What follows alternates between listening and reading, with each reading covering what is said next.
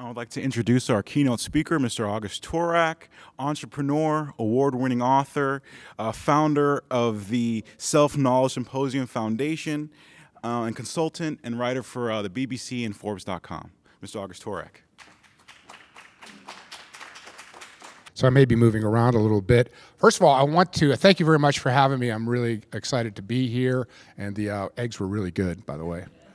That's what I come for, the food. Actually, I went to got to be really good friends with a black minister at my gym, Baptist, and he invited me out to his church. And it was a long ride. I went out there he asked me to stand up during because I was the only white person there, but I was also the only new person there. So they asked me, well, why are you here? And I said, well, I know the minister, and he and I are really good friends, but I said, I'm really here for the food. I said, every time I drive up and down on my roads around here, I go past all these black churches, and you have the greatest food out, and everybody's out in the backyard eating all this food. I said, we go to the Catholic church. I said, we get a host and a little bit of wine, and that's it. Anyway, so I love to go to places where they have the good food. But I also want to have this man, Gary Steele, stand up. Come on, stand up. I want to get a round of applause for him. This man is a hero of mine, and he's also I would not be here standing in front of you or a ton of other things that I'm doing with the Bush School of Business, et cetera, if it wasn't for Gary Steele and a chance meeting. My whole life has been one of the themes of my book, Business Secrets of the Trappist Monks, is what I call happy accidents. And I say that the monks don't know how to make success happen. They know how to let success happen. And when you put yourself in the grace field and just kind of let that take you where it needs to take you, amazing things happen. And my whole life has been like that. And meeting Gary at a business event a year ago was during a bomb scare. We bumped into each other in the lobby of a hotel at a bomb scare. During a bomb scare was the whole reason why all this stuff has opened up for me at Catholic University. So I'm a huge fan of that gentleman, and I use that term loosely, gentleman. He's a really nice guy, but I don't know if he's a gentleman. So anyway, I'm going to be talking to you today about leadership, and I want to start by talking a bit about why do I have anything to say about leadership and what makes me qualified. Yes, I write on leadership for Forbes, and my books have something to do with leadership. But really, I won the Templeton Prize. What got me started as a writer is some of my college students. I coach college students. I don't do it right now, but I was coaching college students for over 20 years on spirituality and a life worth living and all this kind of stuff. And some of my Duke students, I'm from North Carolina now, the Duke students coaxed me into entering a essay contest. In 3,500 words or less, I had to answer the question, what is the purpose of life? So they sent me this, I'd never written anything before in my life for publication. I get this email from these kids, and I look at it, and it's open to previously published material, professional writers. It's been going on for almost 2 years, and I got 10 days. And I said, I can't do it. They said, come on, you gotta do it, you're talking here. So I started trying to write something, and I wasn't getting anywhere. And another one of my students walked by and said, how you doing? And I said, I'm not getting anywhere. And he said, why don't you just write that story about Brother John that you're always telling us about from down at the monastery? I said, wow, maybe that's a way out of this dilemma. So it took me about 2 days to write the essay and about 2 days to polish it, which is all the time I had. At the last minute, I pump it out. I forget about it. 6 months later, I get a telephone call. By the way, you've won the grand prize and $100,000. Brother John went up against 10,000 essays from 47 countries, and we have decided yours is the number one. And that opened my whole life to all the other stuff I've done, like other books I've written and the being on Forbes and the BBC and all the stuff that was mentioned in the introduction. But the reason I bring all that up in this context is because the best compliment maybe I've ever had in my life, it's one of the probably top 3, happened several months after I'd won this essay. And my brother, we were talking about this, I have 6 brothers, younger brothers and a baby sister. Yes, we're Catholic. And I'm the oldest, and my youngest brother, Chris, is a lawyer. And he called, and we were talking on the phone one day, and he said that he had a colleague, and he had been telling the colleague about me winning this essay contest. And his colleague had burst out and said, you mean to tell me your brother never wrote anything in his life? And he goes up against professional writers, 10,000 essays, blah, blah, blah, blah, and he bangs something out in a couple of days, and he wins $100,000. And my brother My brother said, yeah, that's pretty much what happened. And the man said, boy, is your brother lucky. And my brother said, no, you don't understand. My brother Augie's been working on an essay for 35 years. And so I want to backtrack just real quickly and talk about the fact that when I was in college, in a lot of ways I was the golden boy. I had it all made. I won't go into the details about why that was true. I was with the Russian history department and all this stuff. And I had this smooth, and suddenly I call it now my calling or my vocation hit me. I had problems. Life was I couldn't figure life out. What was life all about? I was hit by the fundamental age-old questions. Who am I? Where did I come from? Where am I going? And a lot of what I looked around and saw people doing with their lives didn't make sense. It didn't seem worthwhile. I'm not going to, it's in a lot of ways it's the classic existential crisis of a college student. But as one of my editors and said to me, yes, Augie, but a lot of us had that when we were in college, but you spent the rest of your life on it. Why? I said, that's the one question I can't answer. But I decided I became so obsessed with this. On the one hand was my dissatisfaction. On the other hand, there was my sense that there had to be something more. Now, I won't going to say, I could easily say I went on a search for God, but even at that point in my life, I wasn't leaving that off the table. Maybe there is no God. But there has to be something more. There has to be something. And I did have a sense that there was something out there, something spiritual. And I started reading all these spiritual books and stuff. Anyway, so I dropped out of college. I became a carpet installer. I had a truck and I had tools. And the reason I could do this is because I could go from city to city to city looking for gurus and spiritual advisors and teachers and any damn person I could find on the street that might be able to help me on this problem I had. What is the meaning of life? What is the purpose of life? Why am I here? Why are we all here? And this led me to actually here to Washington, D.C. I was here, and one of the habits that I had at the time was I would go to bookstores, and I would ask for the owner of the bookstore. Back in those days, there were bookstores with owners, and I think it was actually in Georgetown here. There used to be, maybe they're still there, called Yes Bookstore. And the Yes Bookstore was a religious, spiritual bookstore. That's all the books that they carried. And I hung out there a lot when I was here, and I asked for the owner, and I said, who are the coolest people in town? Who are the people that can teach me something? I figured they probably hung out here too, and that was my thing, and it worked. I'd go to bookstores and ask who are the coolest people and could teach me something. And this guy handed me an index card with a name and a telephone number on it. He said, here, call this guy. His name's Louis Mobley. That's all I knew. I picked up the phone, called the guy. He answered the phone. I said, listen, I was in a bookstore. This guy down there says you can teach me about life. I'd like to meet you. And that was the first time. He's from Georgia. As I turned on, he said, well, come on out. And it turned out he lived on a big estate out near Clarksville, Maryland. I drove out there. There's a 1 mile to get into his house, and there's a roll in the front. And it turned out that this man had been the founder of the IBM Executive School in 1956, and he ran it for 10 years, from 1956 to 1966. And during that time, he churned out all the executives that turned IBM into the most admired corporation in the world in the 1950s, 60s, and 70s.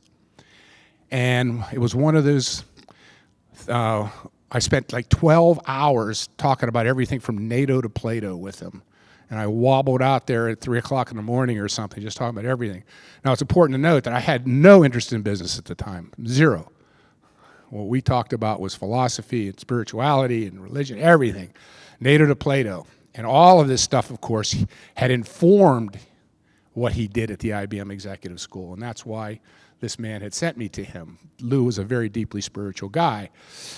So I went back, ended up going back to college and graduating. As soon as I graduated, I called him up on the phone and I said, Lou, I got a proposition for you. I said, I know you're retired from IBM. I know you have a consulting business. And what I want to do is I'll go out and find you clients for your business. I said, I don't want you to pay me. All I want in exchange is you teach me everything you know. And he said, well, I'll go you one better. He said, you come down, you move into my house, into the guest house.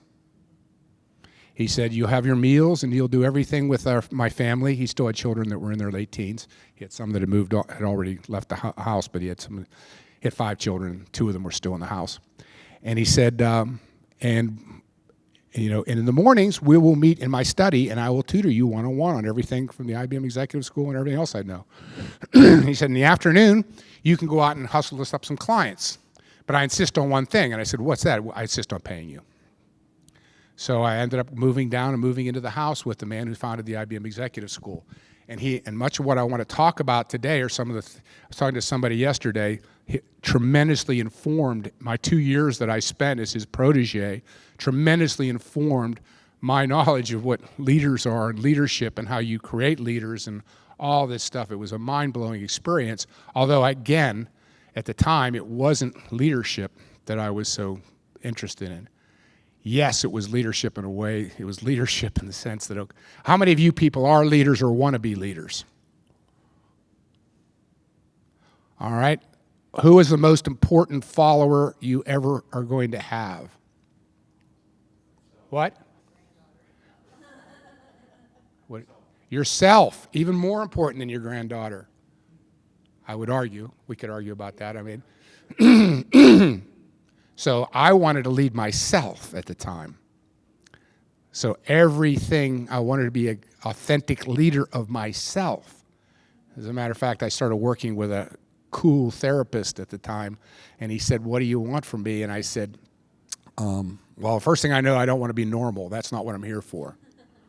I have no interest in being normal. He said, I didn't ask you that. He said, I asked you what you want, what you do want.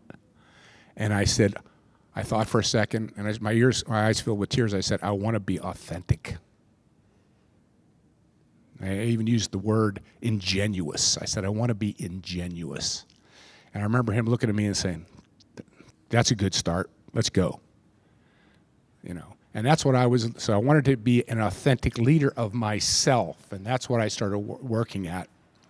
So I eventually went up through MTV and worked with them and became a business guy in corporations and became a leader in there. And then I eventually started my own 2 companies and ended up building them, which I talk in my Business Secrets of the Trappist Monks book. Started hanging out with monks, and the monks taught me a tremendous amount about leadership. And then finally I put all of that into my brother John essay, which led me to all the other stuff. Because the number one job of leadership, the number one job, this is what I got from Mobley, this is what I pumped into my essay. What do leaders do? Most important thing they do is they create a sense of higher meaning and purpose for other people. They articulate a vision of higher meaning and purpose for other people. That's what leaders do.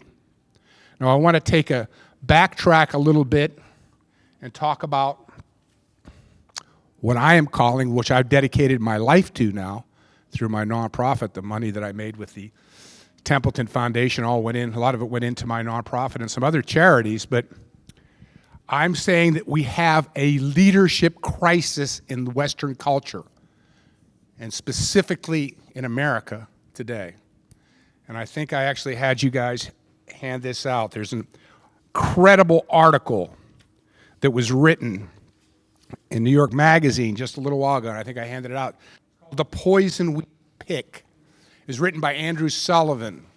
It's one of the greatest articles I've ever read in my life, primarily because as I struggle now as a writer, I was so blown away by just how well written that article is. Sullivan can write, ladies and gentlemen. It was really, really well written.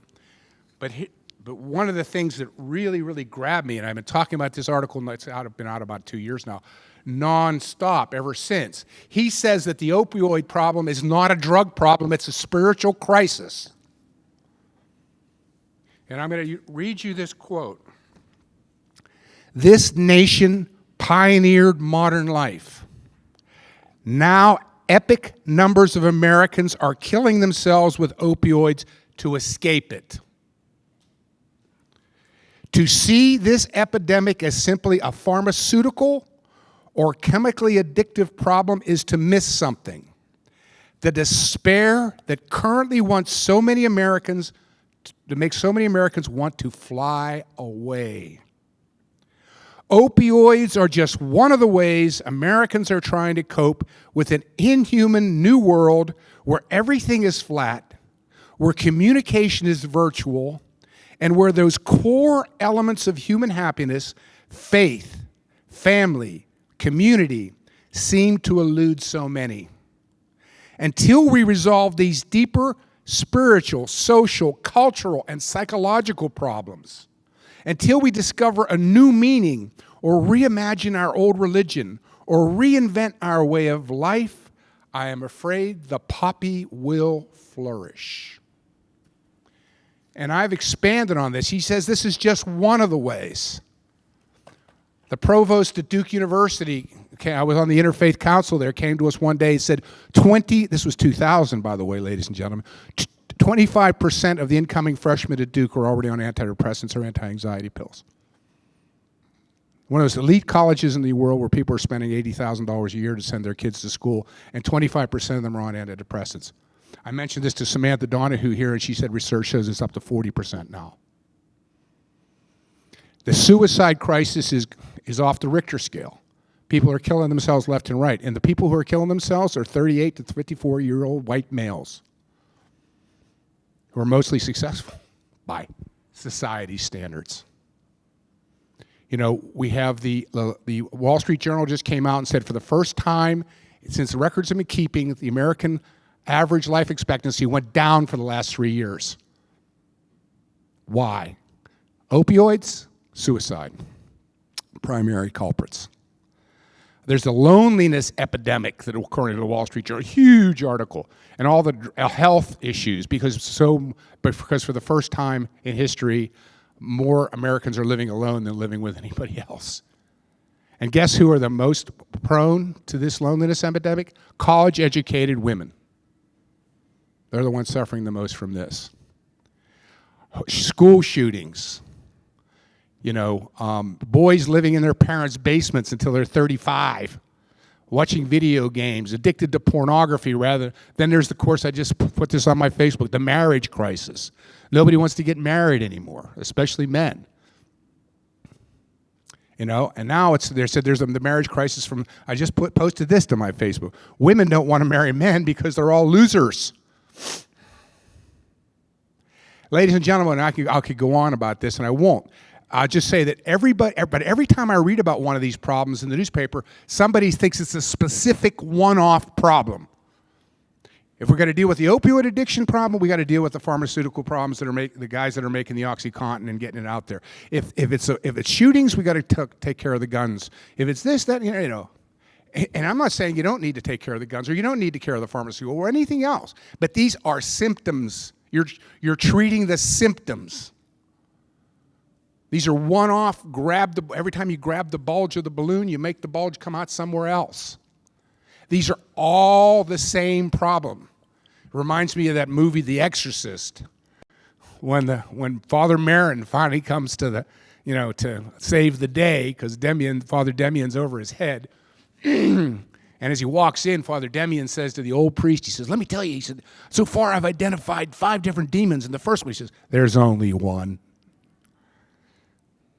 There's only one problem. It's a spiritual crisis. It's a spiritual crisis. And the way I've identified this spiritual crisis is it's a crisis of higher meaning and purpose. People don't have, and a lot of, I don't want to hurt anybody's feelings. You don't agree with me, but when I saw Trudeau apologizing to the whole world because 30 years ago, he put he wanted to be Aladdin at a costume party. So, I think, the good news is we're so wealthy, we got time for this. The whole world's supposed to watch this guy apologize for something he did in college. On the other hand, don't we have anything better to do? Don't we have higher things that we got too much time on our hands? I live in North Carolina now. They say when they pack too many pigs in the back of a truck, they get anxious until they start chewing on each other's tails until there's chaos. We're all chewing on each other's tails because we have nothing better to do. Nobody is articulating anything higher with higher purpose and meaning. I wrote an article for Forbes a few years ago. I said, the death of the big idea. I said, where are the big ideas? Where is somebody like Jack Kennedy to stand up in front of us and say, we choose to go to the moon and do the other things, not because they are easy, because they are hard. Who's saying anything like that now? There is nothing. You know, all it is if we all could just make it a raise, if we all just had a little more money. That's the answer to everything. And so this is, to me, is a spiritual crisis. Now let's flip back around. Why do I call it a leadership crisis? Because leaders provide higher purpose and meaning. That's what all of you and me and everybody who says we're a leader or a leader want to be, that's what we're supposed to do. And the church is not doing it, and the universities aren't doing it, and the colleges aren't doing it, and God help us, the politicians sure as hell aren't doing it. So it's the crisis of meaning and purpose. And so what I come back to then, so what are we going to do? Well, what can we do about it? Now, obviously, every problem we learn in business is also, Gary, right, an opportunity. And what I tell people, though, you are the most important follower you're ever going to have. What is your higher purpose? It starts there.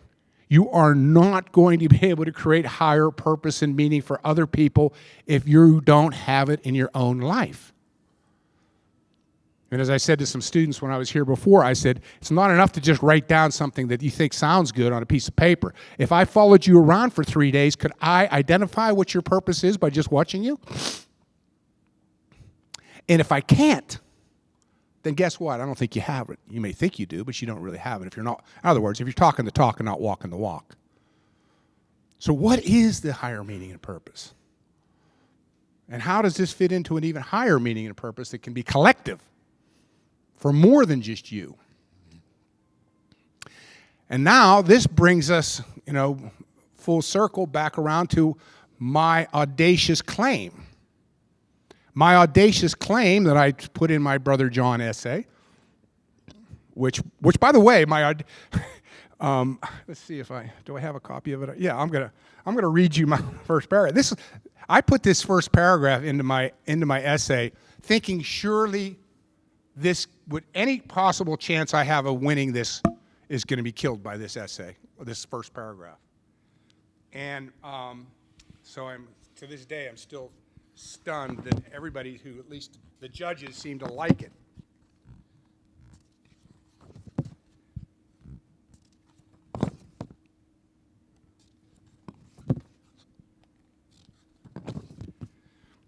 Uncertainty as to life's purpose is much in vogue today. So too are the relativistic notions that we consign life's purpose to a matter of taste. The agony of life is uncertainty, and the rationalization is that uncertainty is certain. However, the plain truth is that for all our anguish, we treasure uncertainty, because doubt forestalls action. The problem with life's purpose, this is where I thought I was going to really screw the pooch. The problem with life's purpose is we know damn well what it is. I put the word damn in, I thought that would kill me too. But are unwilling to face the changes in our lives that a commitment to self-transcendence, to being the best human being we could possibly be, would entail. So I don't think that purpose is a different strokes for different folks thing, ladies and gentlemen. Somebody mentioned it today. I had some fun in my other book, because I came back to this theme, and I said, let me be dogmatic about this, because everybody hates dogma nowadays, So I had fun. I'm going to be dogmatic. Your purpose is the same purpose as my purpose. We all have the same purpose. It's self-transcendence. It's becoming the best human being you can possibly be. You know? And that works great because it's a mission that we're talking about here, ladies and gentlemen. Not a goal or an objective. If I was going to turn it into a goal and objective, then I would have to really flesh it out, and I have to tell you, here's exactly what it means to be the best human being. You have to have 3 PhDs, and you have to be able to stand on one leg. No. That's part of the mission. That's part of the game. But every single morning when you get up, you're supposed to be saying, what am I going to be doing today to move the ball, to push it at least something up? And self-transcendence. Now, I expanded on this theme in my other book, Business Secrets of the Trappist Monks.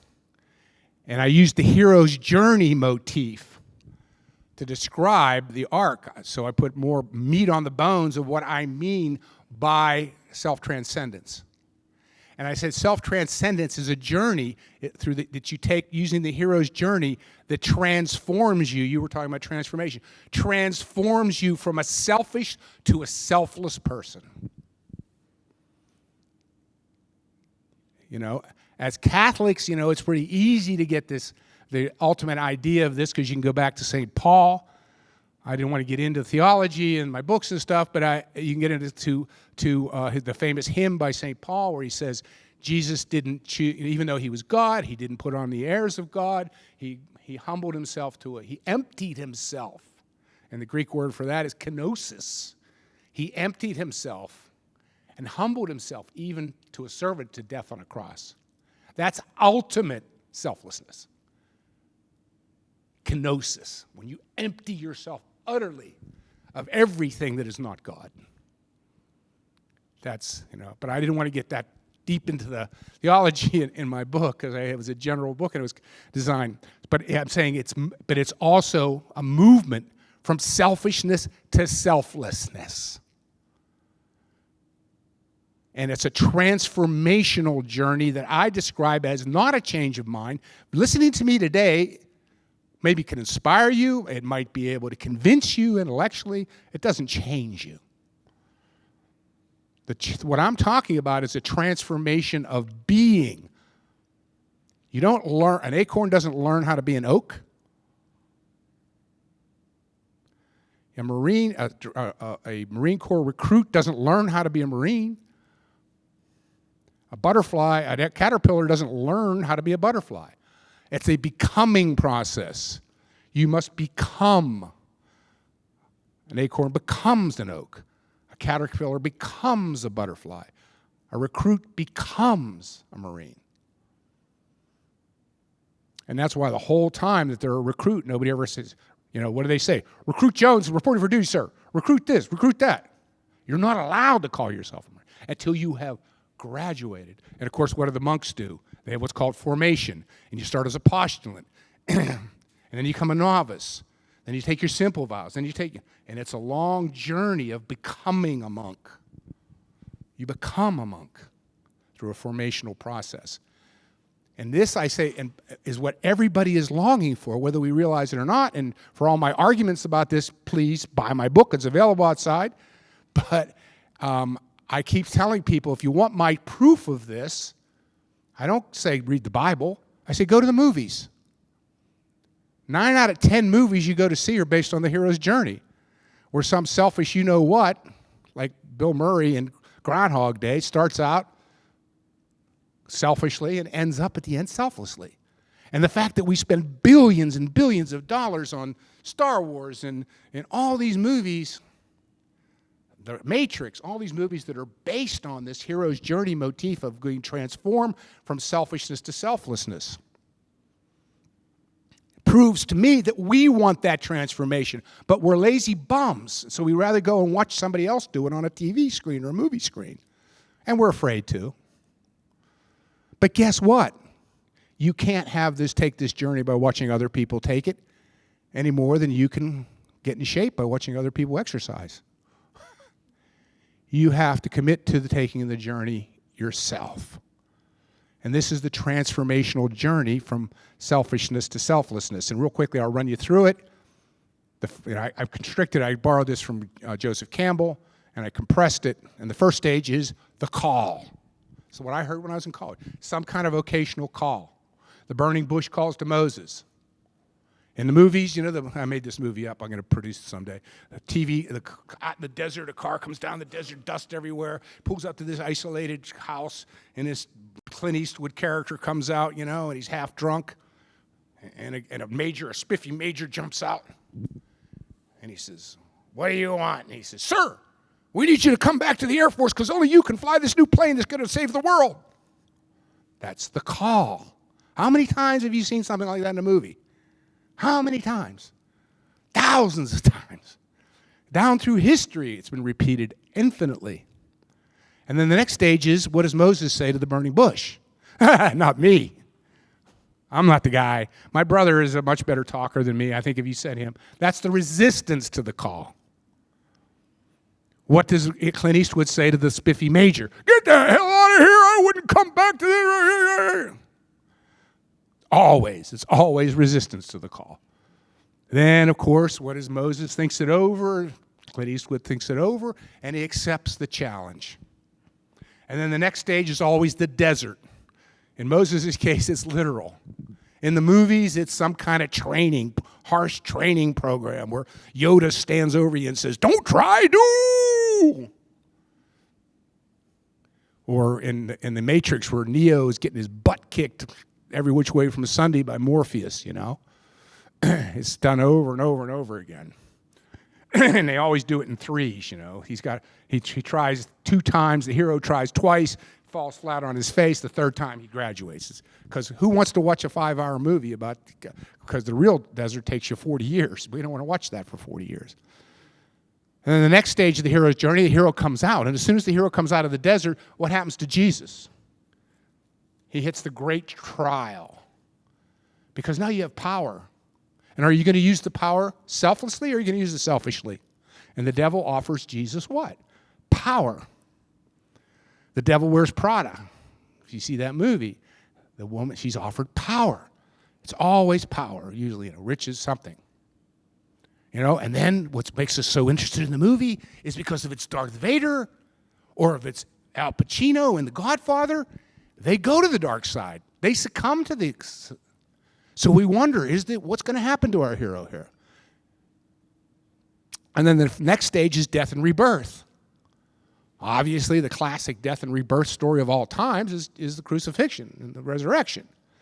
But it's repeated infinitely, and either metaphorically, my favorite is in the Matrix. Because in the Matrix, Neo finds out that even with all the power that Morpheus has given him in the training in the desert, he can't defeat his archenemy, Mr. Smith. And of course, the hero always has to face his and of course it's metaphorical because in the real life, who is Mr. Smith? Ourselves. God bless you. The dragon, the demon, whoever it is, it's always ourselves. So he has to face Mr. Smith, and he can't beat Mr. Smith with his own personal power, with his ego, in other words. And he dies. But, lucky for him, he's connected. He's in the Matrix, which is unreality, which is this world. But he's connected to reality, which metaphorically is heaven, or whatever you want to call it, to a woman who symbolizes love, divinity, Sophia, whatever you want to call it. And her name, does anybody know who has seen them? Trinity. Her name is Trinity. And she's connected by a phone line. What's this phone line? It's grace, ladies and gentlemen. And she pumps love down the phone line in the form of grace. And guess what happens? He comes back to life. And now he's not relying on his own personal power. He's relying on divine power, love. And of course, he wins. And the final stage of the hero's journey is the hero returns to help other people. And that's the final stage. My favorite of that in the movies is The Devil Wears Prada. And everybody makes fun of me because it's supposed to be a chick flick. And I'm not supposed to like The Devil Wears Prada, but I've only watched it about 12 times. But in the final part of that movie, after she's been tempted and blah, blah, blah, all the same stuff happened to her.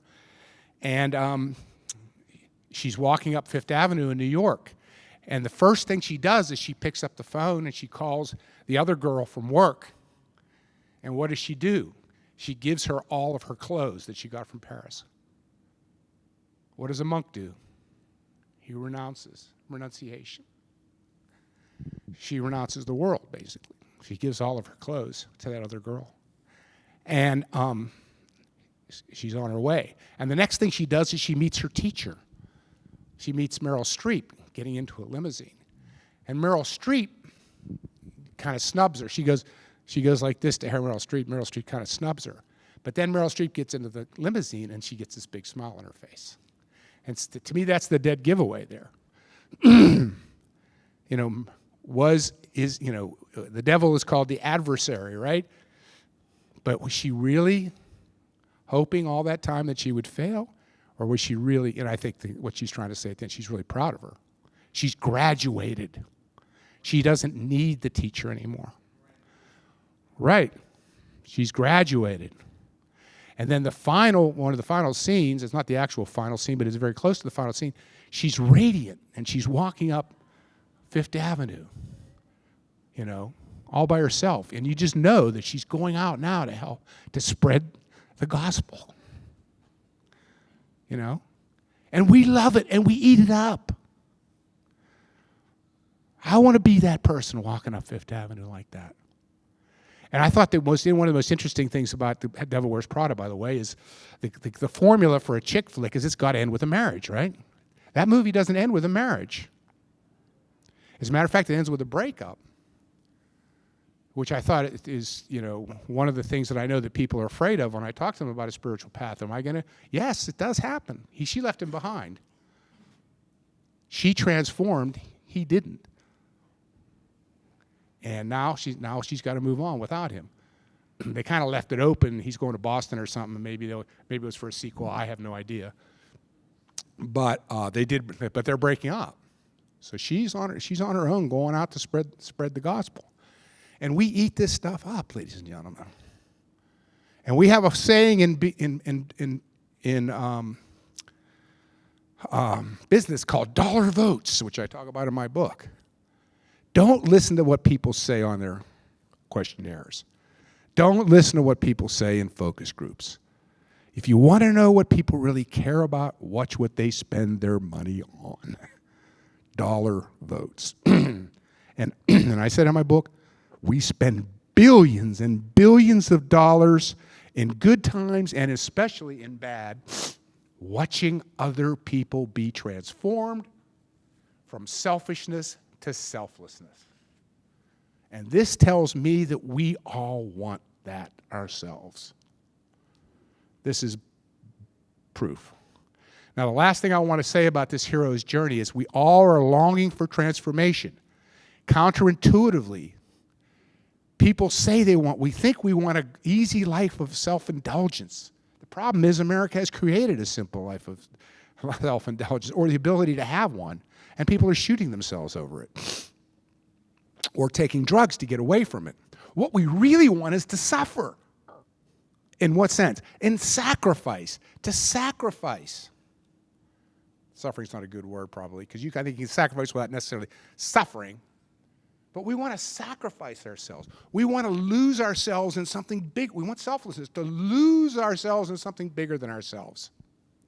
To lose our petty concerns, our little ego, worrying about whether somebody snubbed us at that party last night. We want to get away from and lose ourselves in something so much bigger than ourselves, something so noble, so true, that we could give ourselves away to it utterly. That's what we all want.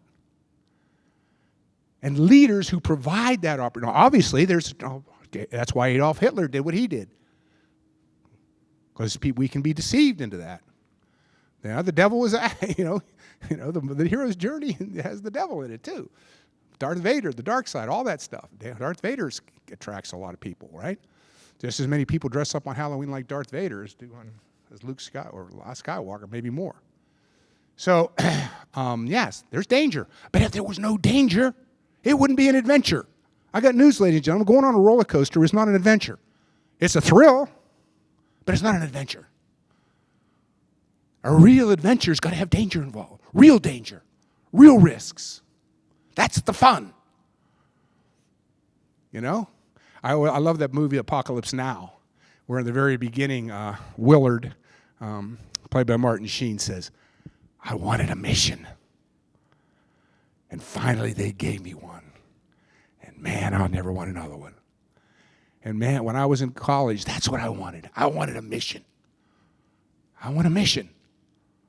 I want a mission that's worth every iota of my being and myself to be behind this thing. And I want it to be worthwhile. Because I don't want to play the fool.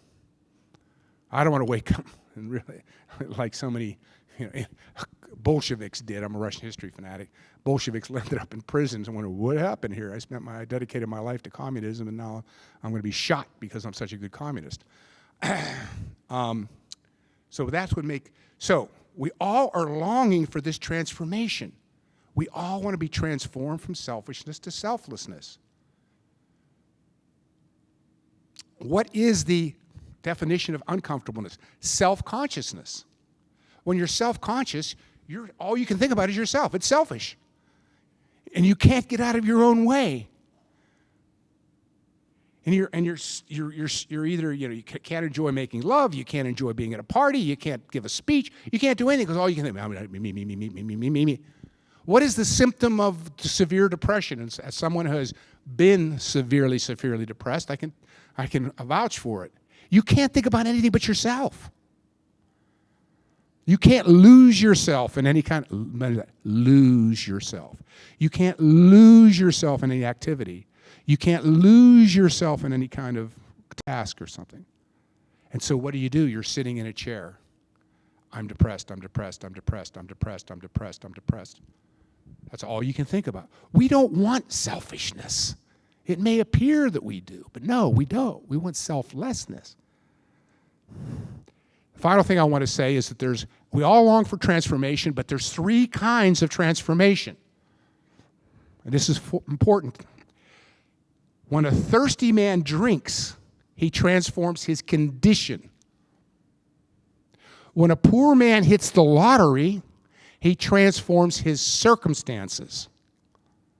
But when Mr. Scrooge wakes up on Christmas morning, an utterly new man, he has experienced a transformation of being.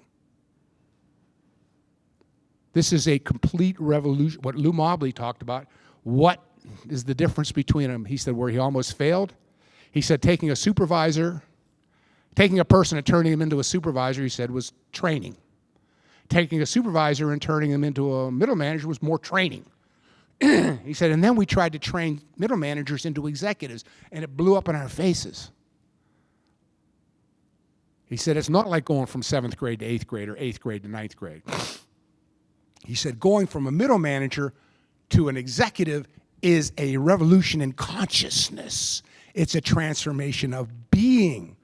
You don't learn to be a leader, you must become a leader. You can learn to be a supervisor. You can't learn to be a leader. You have to become one. You're a caterpillar.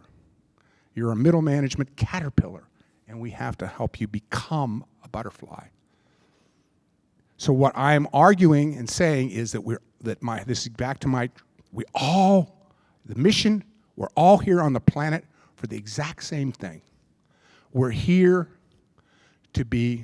for self-transcendence.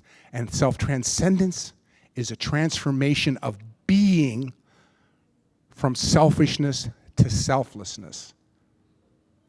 And if we want to change the world and address the issues that I was talking about, it starts with the person in the mirror.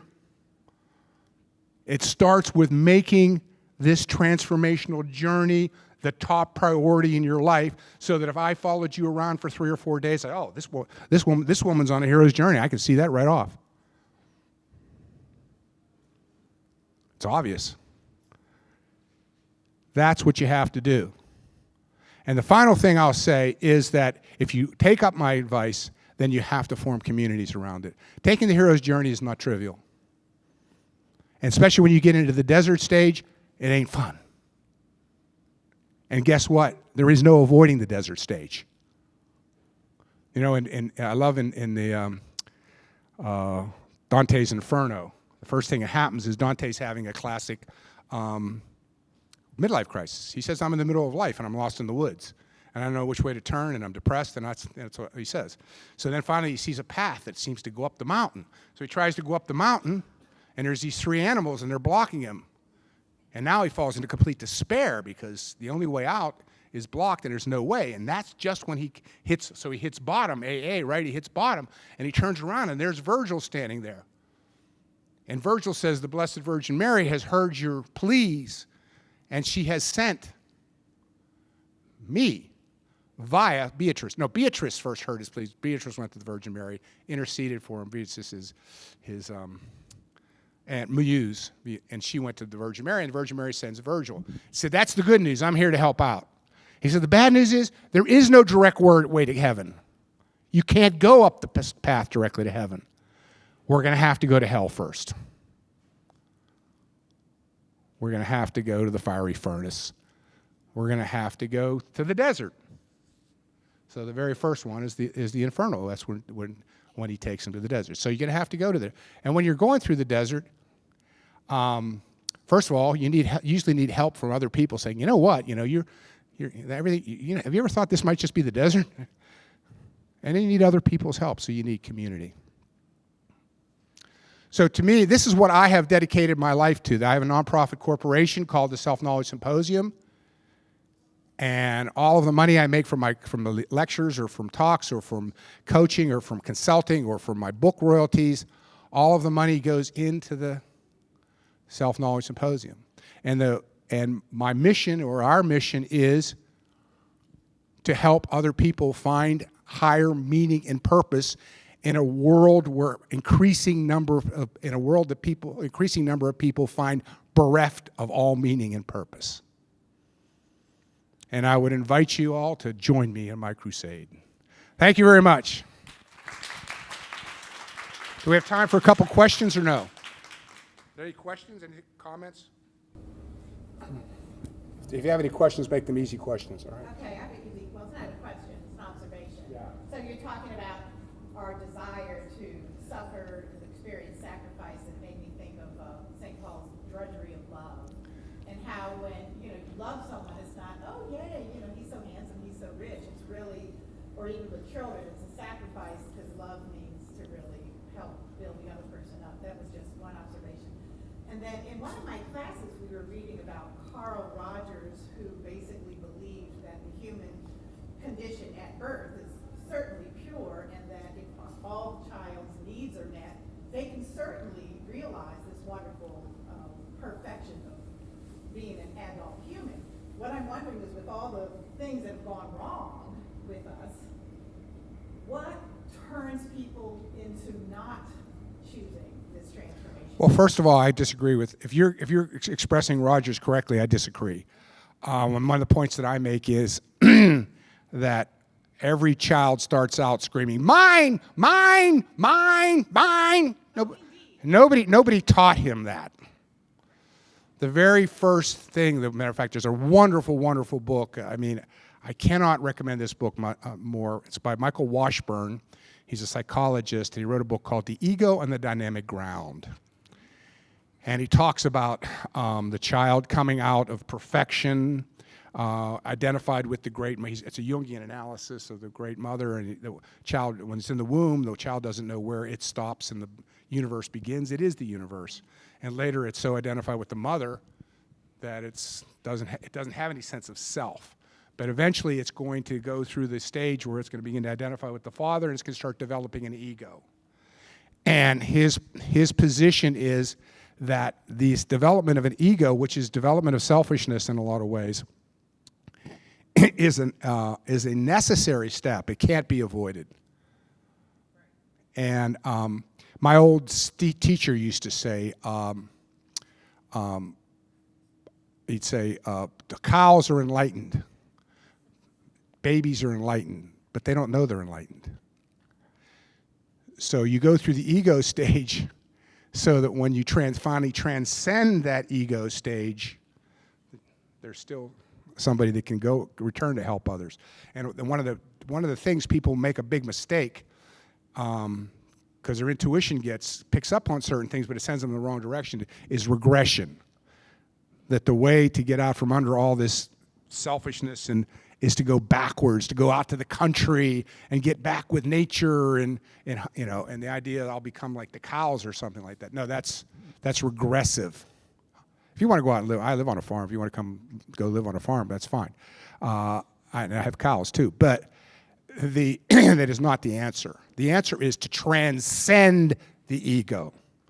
And the ego development stage, my old teacher used to say, he said, I got to fatten up your head before I chop it off. He'd say you have to have an incredibly, and when I was going through a crisis, by the way, my final crisis, before I had this spiritual experience, the therapist I was working with said, when I was terrified and I was really in bad shape, every once in a while, he didn't talk a lot, but every once in a while I'd say, Augie, you have plenty of ego to get through this.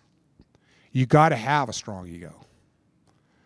You have to have an incredibly strong ego to be able to transcend your ego. So and when I look at children, I see extremely selfish creatures, which for a while it's very cute because we know they're babies and all that kind of stuff. But what are most parents? If you look at mothers, what do they spend? Share, give Johnny a little piece. No, let Judy play with your toy. It's constant struggle to keep the kid from embarrassing the hell out of his mother because he's so damn selfish. It's like, somebody just told me that they had a 2-year-old, 3-year-old child, and she introduced him to this older woman, and the child just turned around and said, "Mommy, she doesn't have any teeth." Children, they don't care about anybody else but themselves. So anyway, you have to. I'm saying our job as parents is to help them through all those stages, obviously. Right. And if we love them, appropriately and unconditionally, and they sense that, they can become these amazing people. Yes, someday. I mean, only as adults. Again, but I keep saying the first job is how can the vast majority of parents do this when the vast majority of parents have never grown up themselves? When they're still locked in some childhood trauma, and I had a CEO of a company one time, who was doing all this stuff that I didn't agree with, and he was genius, and we had this incredible product, and it was software and all this stuff. And I'm in his office, and I'm trying to understand why he's doing this, that, and the other thing. And he goes into a tirade.